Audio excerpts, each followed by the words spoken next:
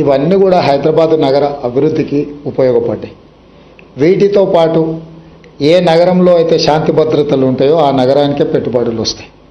ఈ హైదరాబాద్ నగరంలో ఒకప్పటి వాతావరణం నుంచి బయటకు తీసుకొచ్చి మత కలహాల నుంచి శాంతి భద్రతల సమస్యను పరిష్కరించుకుంటూ ఆనాటి ప్రభుత్వాలు ఒక విధానాన్ని నెలకొల్పినాయి. కాబట్టి ఈరోజు ఈ స్థాయిలో మన నగరం పోటీ పడుతుంది. తప్పకుండా అది చంద్రబాబు నాయుడు గారు కావచ్చు, రాజశేఖర రెడ్డి గారు కావచ్చు, చంద్రశేఖరరావు గారు కావచ్చు. గత 30 సంవత్సరాలు 10 సంవత్సరాలు చంద్రబాబు నాయుడు, 10 సంవత్సరాలు రాజశేఖర రెడ్డి గారు, 10 సంవత్సరాలు చంద్రశేఖరరావు గారు. రాజకీయాలు ఎలా ఉన్నా, వాళ్ళ ఆలోచన విధానం ఎలా ఉన్నా, హైదరాబాదు నగర అభివృద్ధి విషయంలో గత ప్రభుత్వాలు తీసుకునే నిర్ణయాలను కొనసాగించుకుంటూ ఇంకా మంచి నిర్ణయాలతోనే వాళ్ళు ముందుకెళ్ళిండ్రు. ఈ సాంప్రదాయం కొనసాగుతుంది. చాలామందికి కొన్ని అపోహలు ఉన్నాయి. ఆ అపోహలను చర్చించుకోవడం వల్ల ఏం ప్రయోజనం లేదు. గత 30 సంవత్సరాలలో ఈ నగరం ఎంత వేగంగా అభివృద్ధి చెందిందో, ఈ నగరం వేగంగా అభివృద్ధి చెందడానికి గత ముఖ్యమంత్రులు ఏ ప్రయత్నం చేసిండ్రో వాళ్ళ ముగ్గురి అనుభవాల నుంచి పాఠాలు నేర్చుకొని కొత్తగా నూతనంగా ఇంకా హైదరాబాద్ నగరాన్ని అభివృద్ధి పదం వైపు వేగంగా నడిపించడానికే మా ప్రభుత్వం ప్రయత్నం చేస్తుంది. ఇన్నర్ రింగ్ రోడ్ వేసినప్పుడు అసలు రింగ్ రోడ్ అనే విధానము, ఫ్లైఓవర్లు కట్టినప్పుడు ఫ్లైఓవర్ల విధానం కాంగ్రెస్ పార్టీని ఆ రోజు ముందుకు తీసుకొచ్చి, ఔటర్ రింగ్ రోడ్ కూడా ఆ రోజు చంద్రబాబు నాయుడు గారు ప్రతిపాదించారు. కంప్లీట్ ఔటర్ రింగ్ రోడ్ లేకుంటే పార్షియల్లీ బైపాస్ రోడ్ లాంటిది ఎయిర్పోర్ట్కి ఈ ప్రాంతం నుంచి ఉండాలి, గచ్చిబౌలి ఈ ప్రాంతం నుంచి అన్న ఆలోచన చేస్తే తర్వాత రాజశేఖర రెడ్డి గారు ముఖ్యమంత్రి అయిన తర్వాత కంప్లీట్గా హైదరాబాద్ నగరానికి ఒక మణిహారంగా ఉండాలి అని చెప్పి ఔటర్ రింగ్ రోడ్డును కానీ అంతర్జాతీయ ఎయిర్పోర్ట్ను అంతకుముందు ప్రభుత్వం తీసుకున్న నిర్ణయాలను కొనసాగించి అంతకంటే ఇంకా ఉన్నతంగా అభివృద్ధి చేయడం జరిగింది. ఈరోజు ఔటర్ రింగ్ రోడ్ తర్వాత రీజనల్ రింగ్ రోడ్డు రావడానికి గత ప్రభుత్వం తీసుకున్న నిర్ణయాలు కేంద్ర ప్రభుత్వం అనుమతి ఇచ్చింది. మధ్యలో కొన్ని కారణాల చేత వాయిదా పడుతూ వచ్చింది. నేను ముఖ్యమంత్రిగా బాధ్యత చేపట్టిన తర్వాత మా మంత్రివర్యులు కోమటిరెడ్డి వెంకటరెడ్డి గారు మేమందరం నితిన్ గడ్కరీ గారితో చర్చించి మాట్లాడి ఇమ్మీడియట్గా రీజనల్ రింగ్ రోడ్కు సంబంధించిన అన్ని పెండింగ్ సమస్యలను పరిష్కరించాలని కేంద్ర ప్రభుత్వాన్ని సంప్రదించి ఆ సమస్యలన్నిటినీ దాదాపుగా పరిష్కరించినాం. 354 కిలోమీటర్స్లో దాదాపుగా 50% రోడ్డుకు సంబంధించిన నిధులు, ల్యాండ్ ఎక్విజిషన్ పూర్తయింది. మిగతా సగభాగం కూడా in principle they have agreed to sanction that remaining part.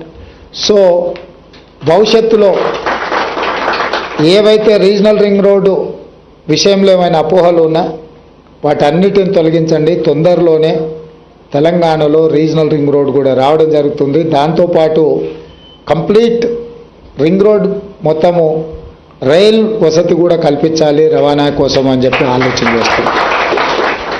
ఇదే కాకుండా మనకు పోర్టులు లేవు కాబట్టి డ్రై పోర్ట్ విధానం కూడా తీసుకురావాలనేది మా విధానము.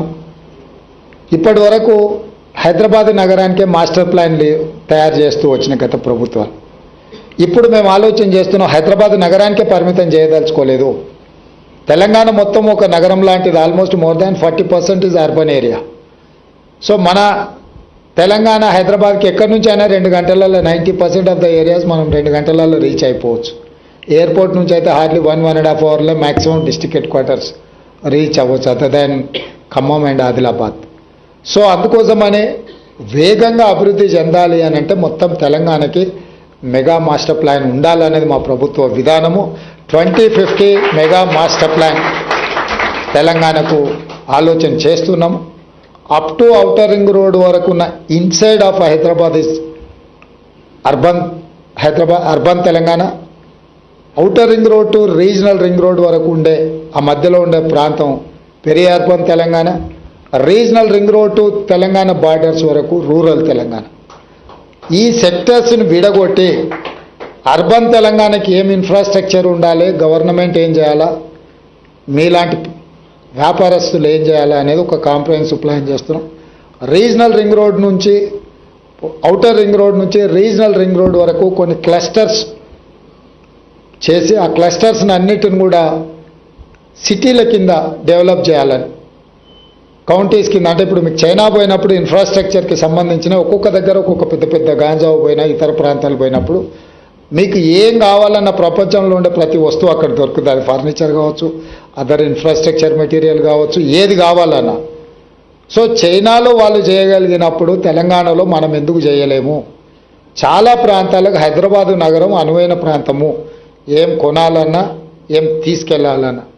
అందుకోసమని regional ring road Hyderabad outer ring road మధ్యలో ఒక 10 to 15 శాటిలైట్ టౌన్షిప్స్ డెవలప్ చేయాలి. పెద్ద ఎత్తున ఇన్ఫ్రాస్ట్రక్చర్ రంగాన్ని ప్రోత్సహించాలనేది మా ప్రభుత్వం యొక్క విధానము.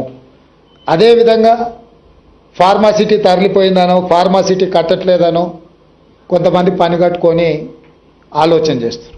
నేను ఈరోజు మీతోని నేను చెప్పదలుచుకున్నా. అంతర్జాతీయ ఎయిర్పోర్ట్కు కూతవేటు దూరంలో బల్క్ డ్రగ్ ఫార్మా, అది రెడ్ జోన్. అంటే బల్క్ డ్రగ్స్ ఎక్కడ పెడితే గ్రౌండ్ వాటర్ ఎయిర్ పొల్యూషన్తో నగరం యొక్క మనుగడనే ప్రమాదంలో పడే అవకాశం ఉంది. అంతర్జాతీయ ఎయిర్పోర్ట్ పక్కన, నెవార్క్ ఎయిర్పోర్ట్ పక్కన అట్లాంటి 1-2 కంపెనీలు ఉంటేనే వాళ్ళు అది అక్కడి నుంచి ఎక్కడికో షిఫ్ట్ చేయాల్సిన పరిస్థితి వచ్చింది, అమెరికా లాంటి నగరంలోనే. సో అందుకే అక్కడ ఉన్న 25,000 ఎకరాలను ఒక నూతన నగరంగా నిర్మించాలి. అందులో యూనివర్సిటీస్ని డిజైన్ చేయాలా, హెల్త్ సైడు హెల్త్ టూరిజంని డెవలప్ చేయాలా, అదేవిధంగా electric cars, electric batteries related, అదేవిధంగా స్పోర్ట్స్ విలేజ్, అదేవిధంగా IT and pharma non polluted ఇండస్ట్రీస్ని అన్నిటిని కూడా అక్కడ డిజైన్ చేయడం ద్వారా ఎయిర్పోర్ట్ నుంచి కూడా ఇప్పుడు మెట్రో రైల్ని ఏదైతే డిజైన్ చేసినామో గతంలో ఇక్కడ నుంచి ఔటర్ రింగ్ రోడ్ నుంచి మెట్రో డిజైన్ చేశారు. ఈ ప్రాంతంలో ఉన్న వాళ్ళు ఎవరైనా మెట్రోలో పోయే వాళ్ళు ఎంతమంది బంజారా హిల్స్, జూబ్లీ హిల్స్ ఈ ప్రాంతంలో ఉండేవాళ్ళు 5 నిమిషాలలో ఔటర్ రింగ్ రోడ్ ఎక్కుతాం, ఆ తర్వాత 20 నిమిషాలలో ఎయిర్పోర్ట్కి చేరుకుంటాం. మెట్రో కంటే వేగంగా మనం కార్లలో వెళ్ళగలిగిన వాళ్ళం. మనం వారానికి 3 సార్లు ప్రయాణం చేస్తాం, కారు అక్కడనే వదిలేస్తాం, డ్రైవర్ కూడా మనతో రాడు. కానీ నిజంగా జనాలకు ఉపయోగపడేది మెట్రో. ఎక్కడైనా అంతర్జాతీయంగా ఈ మాస్ ట్రాన్స్పోర్టేషన్ అనేది చాలామంది ప్రయాణం చేయడానికి థిక్ హై డెన్సిటీ పాపులేషన్ ఉన్న ఏరియాల నిర్మాణం జరిగేది.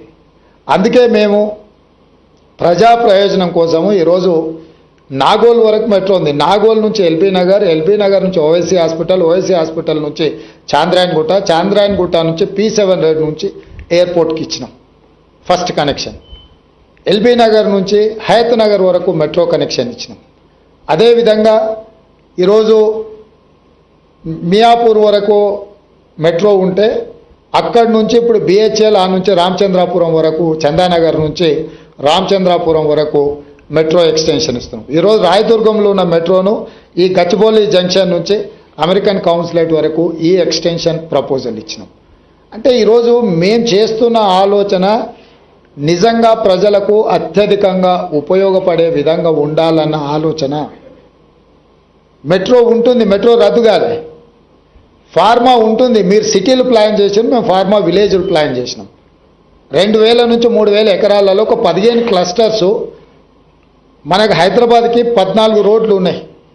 నేషనల్ హైవేస్ అనుకోండి, స్టేట్ హైవేస్ అనుకోండి. అంటే హైదరాబాద్ బెంగళూరు కావచ్చు, హైదరాబాద్ విజయవాడ కావచ్చు, హైదరాబాద్ నాగార్జున సాగర్ కావచ్చు, హైదరాబాద్ ముంబై కావచ్చు, నాగ్పూర్ కావచ్చు, గుల్బర్గా కావచ్చు. ఇట్లా ఈ రోడ్లల్లో ఎయిర్పోర్ట్ నుంచి 1 అవర్ లోపల రీచ్ అయ్యే ఏరియాల ఫార్మా విలేజ్లు 2,000 ఎకర్స్ నుంచి 3,000 ఎకర్స్ ఏరియాస్ని అన్నిటిని కూడా డివైడ్ చేసి ఒక 10-15 ఫార్మా విలేజ్లు డిజైన్ చేసి ఒక 10 కంపెనీలను 15 కంపెనీలను ఒక్కొక్క ఏరియాలో పెడితే అక్కడ పొల్యూషన్ కానీ అక్కడ లివింగ్ స్టాండర్డ్స్లో ఉత్తగా ఇండస్ట్రీస్ పెట్టి వెళ్ళిపోకుండా అక్కడ ఉండేవాళ్ళు ఒక గేటెడ్ కమ్యూనిటీ లాగా అక్కడనే ఉండాలి. అక్కడనే స్కూల్స్ ఉండాలి, అక్కడనే హాస్పిటల్స్ ఉండాలి, అక్కడనే షాపింగ్ మాల్స్ ఉండాలి, అక్కడనే వాళ్ళు జాబ్ చేసుకునే ప్రాంతము ఉండాలి. అట్లా ఇవ్వాలన్నది మా ఆలోచన.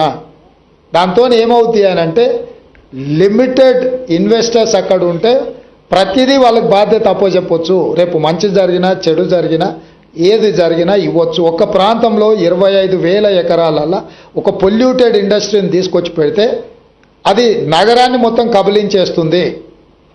చాలామందికి తెలిసినగర్ ప్రాంతంలో ఒకవేళ అనుభవం ఉంటే సిరీస్ ఫ్యాక్టరీ అని ఉండేది. దాని సైజ్ ఎంత 30 ఎకరాలు.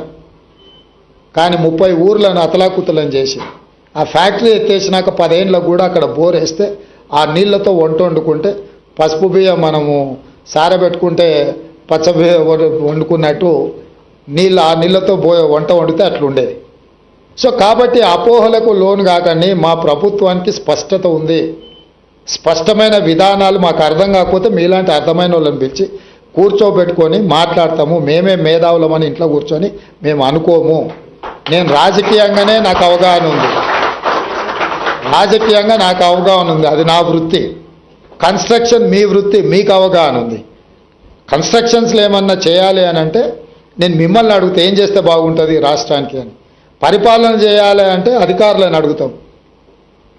ఇంకేదైనా నిర్ణయాలు తీసుకోదలుచుకుంటే మహేందర్ రెడ్డి గారు లాంటి సీనియర్ నాయకులను పరిపాలన అనుభవం ఉండి 40 సంవత్సరాలు హైదరాబాద్ రంగారెడ్డి ప్రాంతంలో ప్రతి ప్రాంతం పట్ల అవగాహన ఉంది. ఏ ప్రాంతంలో ఏది పెడితే ఏ ప్రజలకు ప్రయోజనం ఉంటుందో వారి లాంటి అనుభవజ్ఞుల నుంచి సలహాలు తీసుకుంటాం.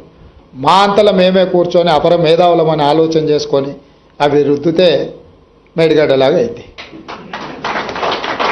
కాబట్టి అట్లాంటి పని చేయదలుచుకోలేదు మా ప్రభుత్వం. 2 రోజులు ఆలస్యమైన అనుభవజ్ఞులతో మాట్లాడతాము, వాళ్ళ సలహాలు సూచనలు తీసుకుంటాము. మేము ఓపెన్ మైండ్తో ఉన్నాము. మాకు భేషజాలు లేవు. ఎవరిదైనా సలహా వింటే మనం చిన్నోళ్ళం అవుతామని అనుకోము. ఎవరైనా సలహా ఇస్తే, అనుభవజ్ఞుడు సలహా ఇస్తే అది ఉపయోగపడితే, అది రాష్ట్రానికి ఉపయోగపడితే అది మాకు ప్రయోజనం, రాష్ట్రానికి ప్రయోజనం. రాజకీయంగా మాకు ప్రయోజనం, ఆర్థికంగా రాష్ట్రానికి ప్రయోజనం ఉంటుంది. కాబట్టి ఒక క్రమ పద్ధతిలో గతంలో సృష్టించిన సమస్యల్ని పరిష్కరించుకుంటూ భవిష్యత్తుకు ప్రణాళికలు వేసుకుంటూ ఆ ప్రణాళికలో భాగంగా స్టేక్ హోల్డర్స్ అందరితోని మాట్లాడే విధానాన్ని మా ప్రభుత్వం తీసుకుంటుంది. మీకు అనిపించవచ్చు కొంత గందరగోళం, కొంత ఆలస్యం అవుతుందనో. ముఖ్యమంత్రి గారు వచ్చారు, ఎంఏయుడి ఆయన దగ్గర ఉంది, ముఖ్యమంత్రి ఆయన దగ్గర ఉంది, మా అనుమతులు ఏమీ వస్తలేవు, ఎక్కడొక్కడ ఆగిపోయినట్టున్నాయి, ఇన్వెస్ట్మెంట్ చేసినాం, ఇంట్రెస్ట్లు వచ్చి నెత్తి మీద పడుతున్నాయి. ఇట్లా మీ ఆలోచన మీదే. నేనేం మీ ఆలోచనని తప్పుపట్టట్లేను. మీరు మీ ఆందోళన కూడా నేను అర్థం చేసుకోగలను. కానీ పరిపాలన ఏందో అర్థం చేసుకోవడానికి నాకు కొంత సమయం కావాలి. నేను కూడా అట్లనే సంతకాలు పెట్టేదాన్ని పెడతాంటే బాలకృష్ణతో పాటు మనం కూడా ఉంటాం. అందుకోసమని నేను ఏం చేస్తున్నానో నాకు అవగాహన ఉండాలని నేను ఎక్కువ నమ్ముతా. చేసేసిన తర్వాత ఇదేందని నేను ఆలోచన చేయను.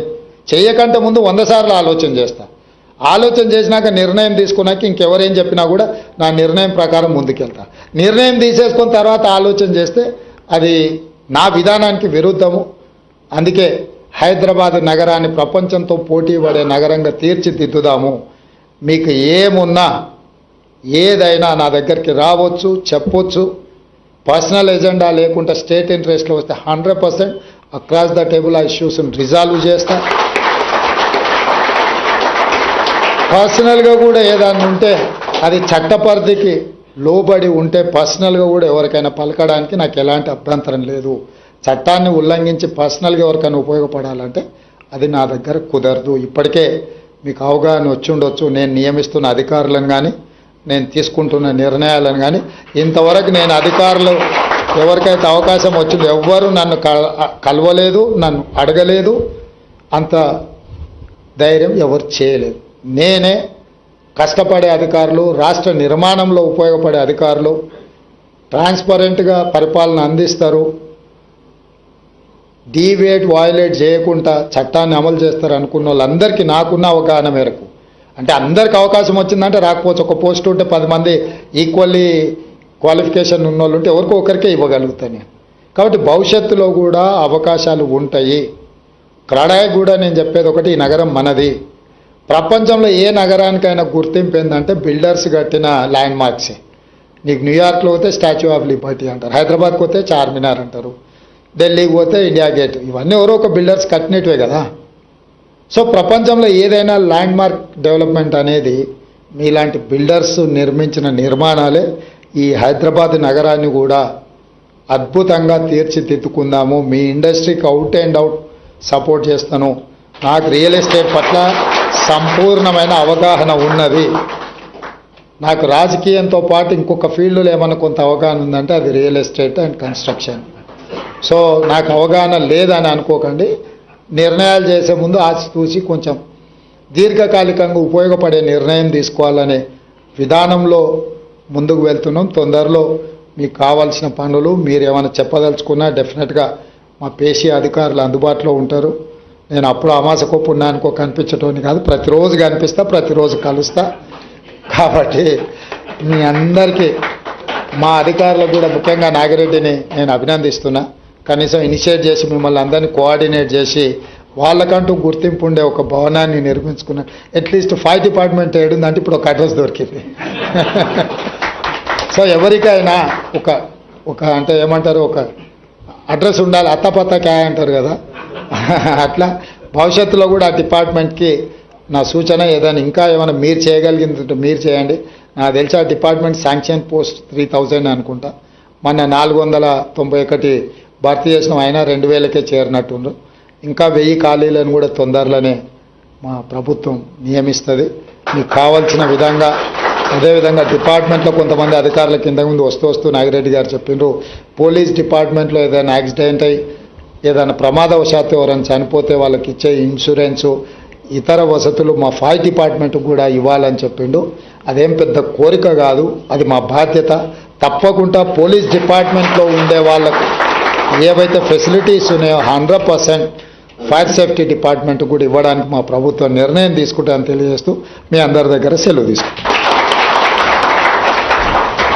Thank you so much sir. ఒక్కసారి అందరూ లేచి నిల్చోవాలి. ఆయన మాట్లాడిన ప్రతి మాట ఆణిముత్యమే ఈరోజు. నిజంగా ఎంతో స్ఫూర్తినిచ్చే మాటలు సార్, ప్రతి ఒక్క మాట కూడా.